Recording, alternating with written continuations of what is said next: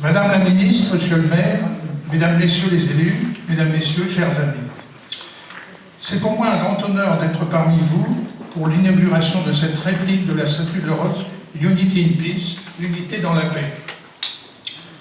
Vous savez, cette réplique, elle ne sort pas d'une usine, hein. C'est un original que j'ai moi-même réalisé sur le modèle de sa grande sœur de Bruxelles. Et vous allez me dire,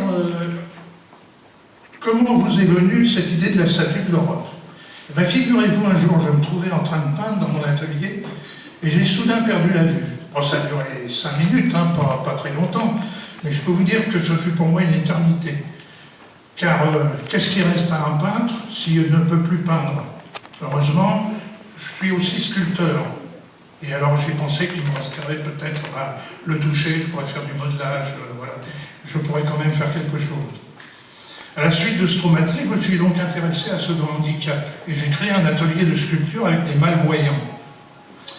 Comme j'avais déjà réalisé des œuvres monumentales, j'ai voulu les faire participer à l'élaboration d'une œuvre d'art afin de montrer leur savoir-faire et prouver que le handicap n'est pas un facteur d'exclusion. Bon, tout le monde m'a pris à ce moment pour un fou.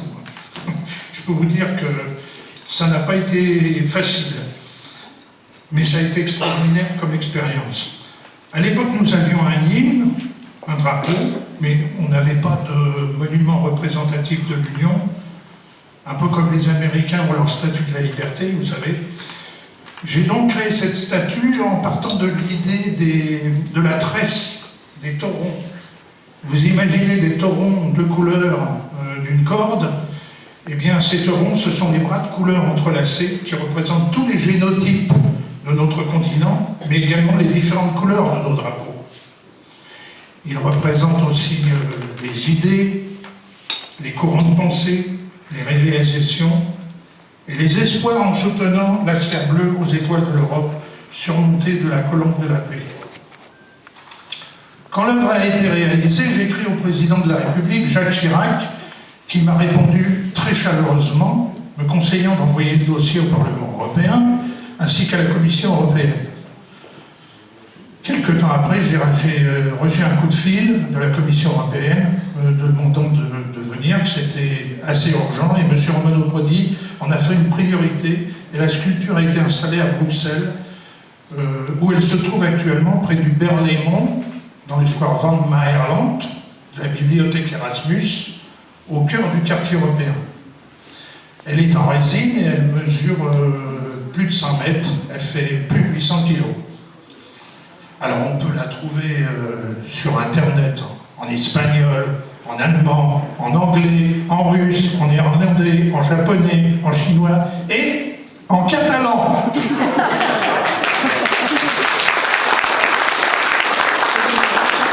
Et ce qui me touche le plus, vous savez, c'est qu'elle est répertoriée comme Union pour la paix.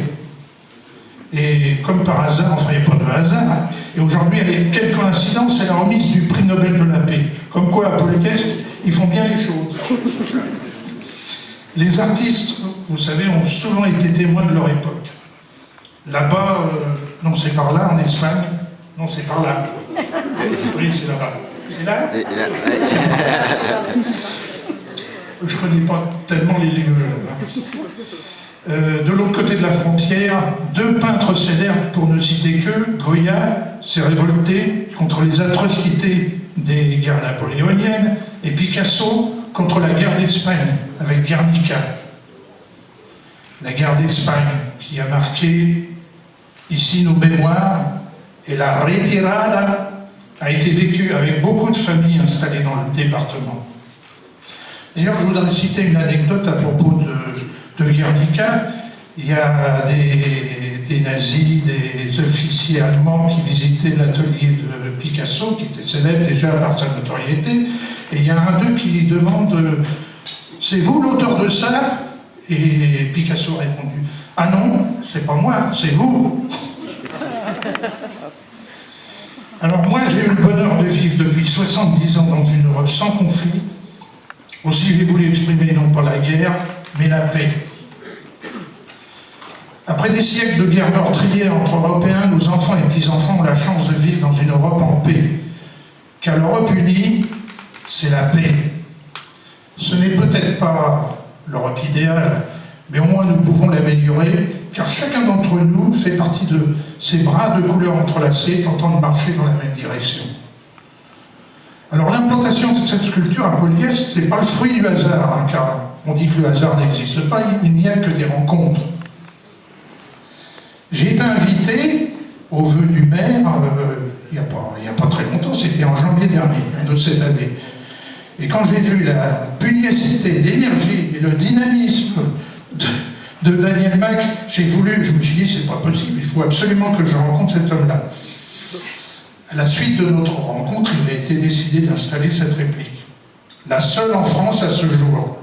Ici, à Polyeste, où il fait bon vivre, sur cet axe reliant la France à l'Espagne, elle est la concrétisation de nos valeurs européennes. Et comme je le dis souvent, un dessin ou une sculpture valent mieux que 1000 mots. Alors, j'espère sincèrement que le fait de passer devant ce symbole fort matérialisera dans les consciences et dans les cœurs ce message d'unité, de solidarité et de paix entre nous tous. Puisse-t-il rayonner entre chaque pays de la communauté européenne. La présence hautement symbolique de Madame la ministre députée européenne, Madame Michèle Alliot-Marie, auprès de Monsieur Daniel Mac, maire de Polyeste, me touche particulièrement. Je les remercie de leur présence et je leur laisse maintenant la parole avec encore toute ma gratitude. Merci à tous.